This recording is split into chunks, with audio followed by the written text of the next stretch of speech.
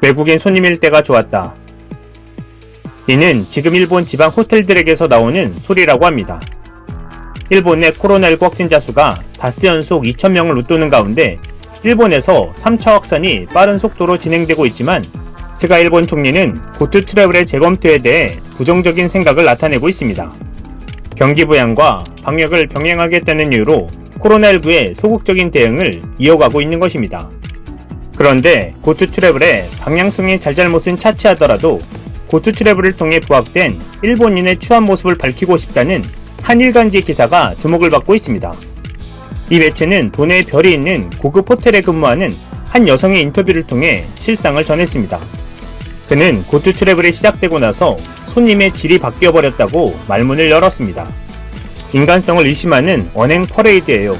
성희롱 발언을 반복하는 사람, 외국인 직원을 향해 차별적인 발언을 하는 사람, 방에 설치된 자기신고제의 주류, 탄산음료가 들어있는 미니바 사용을 신고하지 않고 그대로 체크아웃하는 사람, 드라이어 및 목욕 가운, 목걸이 등을 닥치는 대로 가져가는 사람 등 잠잠할 날이 없다라며 절도 피해 신고나 수십만 원의 손해가 나는 등 고투 트래블 여행 이전에는 있을 수 없었던 일이 단 1개월 사이에 일어나고 있다고 말했습니다. 호텔 내에서는 인바운드 관광객을 수용했던 시절이 더 좋았다라는 소리가 들린다고 합니다. 이유는 단체 손님들의 큰 소리만 요란할 뿐 돈을 잘 내고 장기 체류하는 데 비해 방을 깔끔하게 써줬기 때문이라는 것입니다. 또 다른 고급 호텔에 근무하는 여성도 고충을 토로하기는 마찬가지입니다. 그녀 역시 지금의 고투 트래블로 오는 일본인 손님은 얼마나 많이 먹을까를 중시하는 경향이 있어 남은 밥도 많고 다 먹은 자리도 더럽습니다. 방도 청소에 들어가면 1박에 어떻게 이렇게 더럽게 할 수 있을까라는 생각마저 들어 어지럽다라며 일부러 마스크를 벗은 뒤 침을 펑펑 튀기며 직원에게 말을 거는 분도 있다고 토로했습니다. 호텔 측은 지금까지 호의로 하고 있던 서비스도 위와 같은 매너 없는 손님 때문에 축소나 중지를 하지 않을 수 없다고 말합니다. 또한 매체는 코로나 전까지 제2의 집처럼 편안히 호텔에서의 정취를 느끼며 호텔 직원들과도 우호적인 관계를 가졌던 리피터층은 고투 트래블 손님들이 빚어내는 패밀리 레스토랑 같은 번잡한 분위기를 참지 못하고 발길을 돌리는 악순환도 여러 호텔에서 나타나고 있다고 전했습니다. 그러면서 이 매체는 한때 일본인의 정신의 높이와 매너의 장점이 각국과 미디어에 칭찬된 적도 있다고 언급합니다. 그러나 고투 트래블은 일본인의 리얼한 지금의 본성을 부각시켜버렸다고 지적했습니다. 그러면서 언제부터인가 일본인은 돈이나 물질적 그리고 타인에 대한 여유가 없어져 버렸다며 코로나가 우리에게서 빼앗은 것은 일상이 아니라 마음의 여유일지 모른다고 끝을 맺었습니다. 하지만 사실은 일본인의 본성은 변한 것이 없고 그들만의 문화로 감추고 있던 것이 드러난 것뿐이라는 것을 왜 모를까요? 이런 말이 있습니다. 일본인들은 자기 행동을 다른 사람이 어떻게 생각하는가에 놀랄 만큼 민감하지만 동시에 다른 사람이 자기의 잘못된 행동을 모를 때는 범죄 유혹에 빠진다. 국가의 칼에 나오는 루스 베네딕트의 말입니다. 한편 한국은 미국에 잔잔한 감동을 주고 있다고 합니다. 수십 년 전 낯선 한국 땅에서 청춘을 바쳤던 미국의 자원봉사자들이 코로나19 대유행 속에 한국에서 온 선물 상자에 감동의 눈물을 흘리고 있다는 것입니다. 20일 한국국제교류재단 워싱턴 사무소에 따르면 과거 한국에서 교육, 보건활동을 자발적으로 도왔던 미국 평화봉사단원 514명에게 보낸 방역키트 선물이 이달 초중순 속속 도착했습니다. 마스크 100장, 향균 장갑, 홍삼 캔디, 은수저, 민속부채 등이 들어있는 코로나19 생존 박스를 받은 옛 봉사단원들은 감격하면서 재단에 감사의 편지를 보내고 있습니다. 세월이 흘러 코로나19에 취약한 노년층이 된 이들로서는 하루 10만 명 이상의 신규 확진자가 쏟아져 나오는 미국 땅에서 다른 무엇보다 귀중한 선물이기 때문입니다. 제주도에서 1967년부터 1968년 봉사활동을 한 조엘 캠제는 미네소타주 자택에 도착한 선물을 받자마자 이메일을 보내 재단으로부터 온 멋진 선물에 너무나 감사하다라며 한국에서 보낸 시절에 대해 애정어린 추억이 있다고 말했습니다. 이름을 밝히지 않은 한 전직 봉사단원도 1971년부터 1974년까지 광주에서 한국 학생들을 가르쳤다며 한국 정부와 한국인들의 너그러움에 영원히 깊이 감사할 것이라고 편지를 보냈습니다. 이 전직 단원은 당시 한국에서의 봉사 경험에 대해 내 청년기에서 특별하고 중요한 시절이라면서 당시 함께 살던 가족, 사귀었던 친구들의 보살핌과 도움을 통해 한국에서의 경험이 훨씬 더 풍부해졌다고 회고했습니다. KF 관계자는 1960년대 한국의 보건의료 상황이 정말 열악했는데 그동안 엄청난 발전을 이뤄 코로나19 모범 대응국이 돼 미국보다 훨씬 더 잘 대응하는 것을 보니 놀랍고 봉사한 보람을 느낀다고 연락해오는 분들이 많다고 전했습니다. 이번 방역키트 선물은 미 위력일간 뉴욕타임즈에서도 관심을 보였습니다. 뉴욕타임즈는 이날 어려울 때 한국을 돕자, 팬데믹 때 한국이 보답했다는 제목의 서울발 기사에서 1966년부터 1968년 춘천의 한 여고에서 영어를 가르쳤던 샌드라 네이선의 사연을 소개했습니다. 지난 7일 KF로부터 생존 박스라고 적힌 귀중한 선물을 받은 네이선은 뉴욕타임즈와의 이메일 인터뷰에서 마치 1968년부터 내게 여행해온 상자인 것처럼 느껴졌다라며 그 상자에는 마법 같은 것이 있다. 한국인들이 저 멀리서 내가 괜찮은지 확인하고 싶어 했다라고 말했습니다. 뉴욕타임즈에 따르면 네이선은 시카고대를 졸업하고 평화봉사단에 합류해 21살의 나이로 한국 땅을 밟았습니다. 평화봉사단은 1966년부터 1981년까지 젊은 미국인들이 교사와 의료인으로 한국에 봉사하러 온 단체입니다. 약 2천여 명이 파견됐고 네이선은 당시 한국은 가난한 나라였다고 회고했습니다. 그는 화장실에서 휴지를 구하기 어려웠다며 봉사단원들 사이에서는 타임즈와 뉴스위크 중 어느 종이가 더 잘 닦이는지에 대한 논쟁이 계속됐다라며 당시 한국의 열악한 보건 상황을 전하기도 했습니다. 네이선은 가난하고 자주 아팠던 학생을 미군 부대 의사에게 데려가 기생충 치료를 받게 했던 일화를 소개하면서 그 아이의 엄마가 따뜻한 계란을 여러 개 선물해줬다. 정작 그 아이와 엄마에게 필요했을 그 계란들을 받고 울 뻔했다라고 말했습니다. 노동, 인권 전문 변호사로 활약하다 은퇴 후 코로나19 때문에 뉴욕주 자택을 거의 벗어나지 못했던 네이선은 이 선물 상자를 받았을 때의 감격을 간직하려고 일주일이나 지나 열어봤다고 말했습니다. 그는 지난 8월 한국국제교류재단으로부터 선물 상자를 보낸다는 제안을 받았다고 했습니다. 그녀는 그것이 단지 한국 정부의 홍보물일 거라고만 생각했습니다. 그러나 열고 보니 코로나 생존 키트였습니다. 그녀는 그 생존 키트를 받고 정말 거의 울 뻔했다라고 말했습니다. 그러면서 그는 저는 실제적인 사람입니다. 하지만 상자에는 확실히 마법 같은 것이 있었습니다라고 재차 강조했다고 뉴욕타임즈는 전했습니다. 한국은 한국전쟁 당시 한국을 위해 자신의 위험을 무릅썼던 참전 용사들을 챙겼고 이번에는 한국을 위해 헌신한 평화봉사단원들을 일일이 기억한 것입니다. 특히 연로한 나이에 코로나19로 고통받는 그 영웅들을 위해 말이 아닌 행동으로 감사를 표한 것은 감동적인 일이 아닐 수 없습니다. 그분들 기억에도 한국은 보답하는 나라로 기억되면 좋겠습니다. 이상 시온TV였습니다. 3월 21일은 현대그룹을 창업한 고아산 정주영 회장의 기일이다. 범현대가는 매년 그의 기일을 하루 앞두고 제사를 지냈고 범현대그룹 기업들은 사내 행사를 개최해 그의 업적을 기렸다. 올해는 코로나19 축산 여파로 행사를 아예 열지 않거나 최소화했다.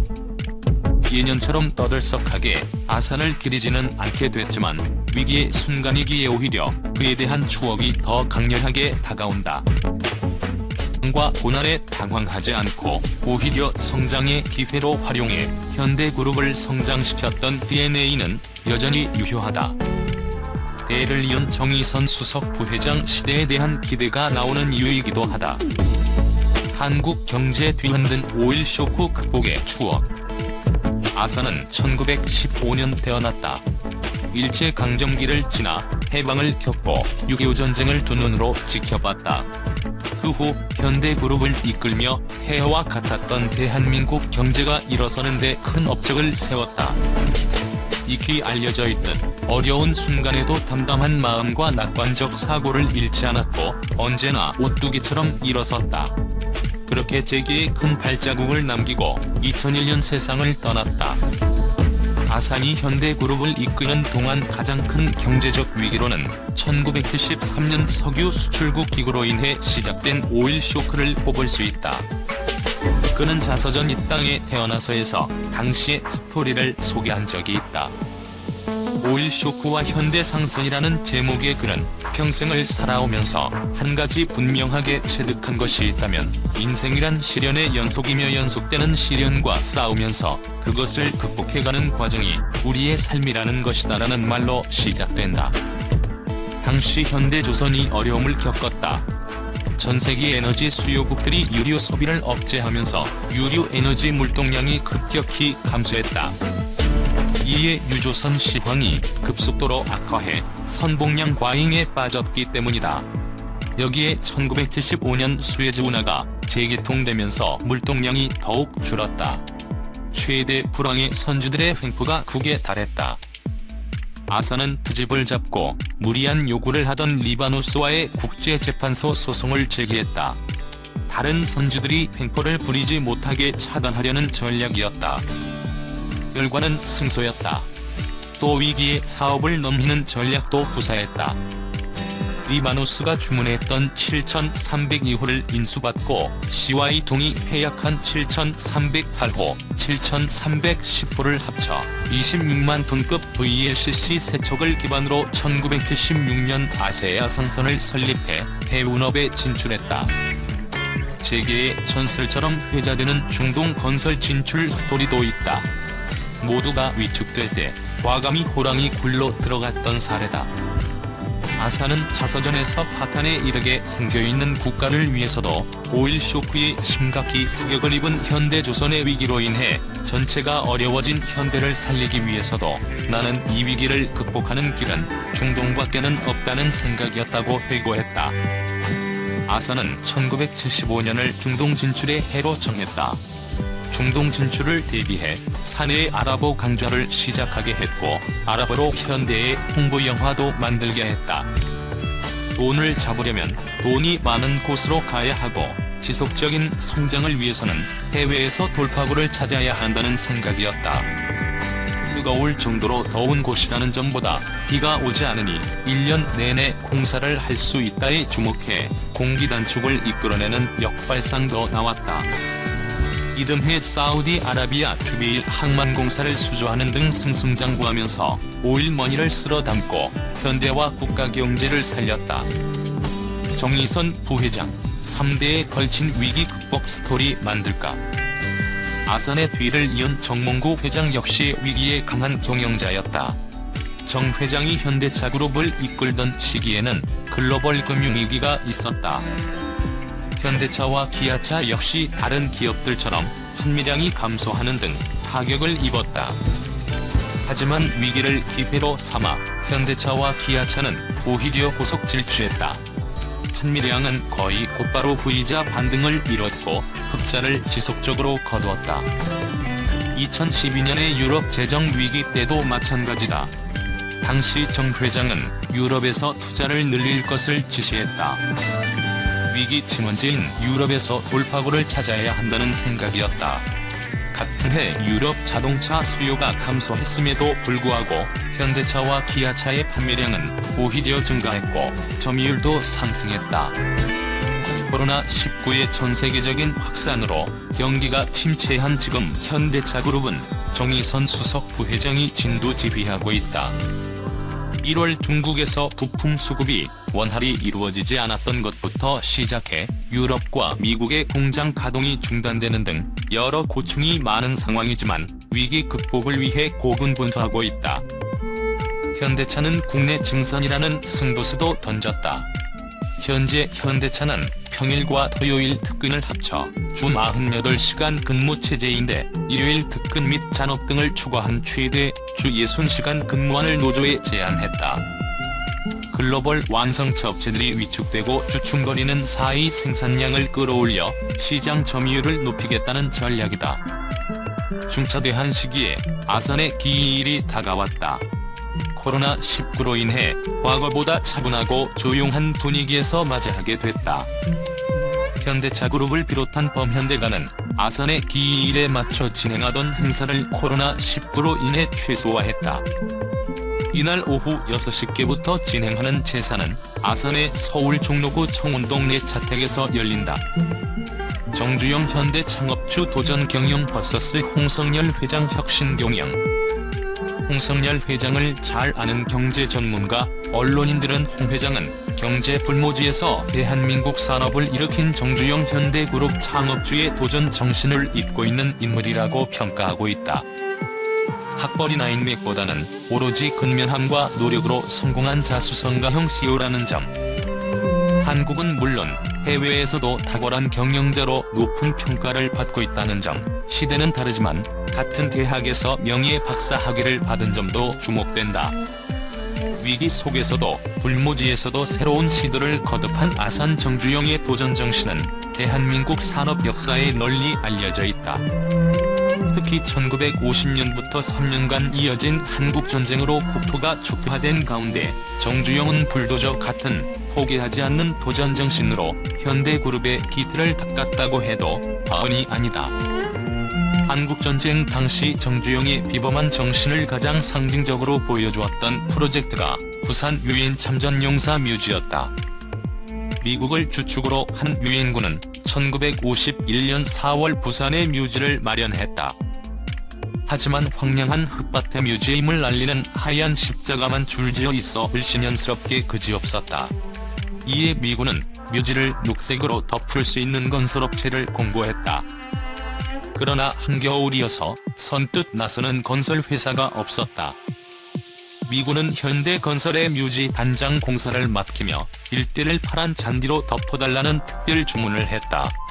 참배일까지 단 5일의 여유가 있을 뿐이었다. 엉동설안에 파란 잔디를 구할 수 없었던 정주영.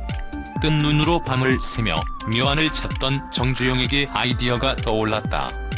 바로 겨울에 싹이 돋는 보리를 묘지에 심는 것이었다. 아산은 곧바로 낙동강변에 보리밭을 사들여 보리 포기를 옮겨 심었고 이를 본 미군은 원더풀을 연발했다. 이후 현대건설은 미군 공사들을 독점하면서 기틀을 잡을 수 있었던 것이다. 아산은 아무도 생각해내지 못할 법한 아이디어를 종종 내곤 했다. 충남 서산 간척사업 물막이 공사도 그중 하나다. 1978년 시작된 간척사업은 총 연장 6,400m의 방조제 공사에서 최후로 남아있던 270m 길이의 물길이 난제로 떠올랐다. 초속 8m에 달하는 급류에 바위덩이나 철사로 엮은 돌망태기까지 쓸려 내려가 버렸기 때문이었다. 현대건설로서는 최대 난제에 맞닥뜨렸다. 고심을 거듭하던 아산은 고철로 쓰려고 정박시켜놨던 폐유조선을 끌어다 가라앉혀놓고 바위덩어리를 투하할 것을 지시했다. 공사는 완벽하게 성공했다. 여의도 면적의 33배에 달하는 땅이 확정됐다. 유조선을 이용한 물막이는 이후 정주영 공법이라고 불리며 미국의 유명 잡지 뉴스위크와 타임에까지 소개됐다.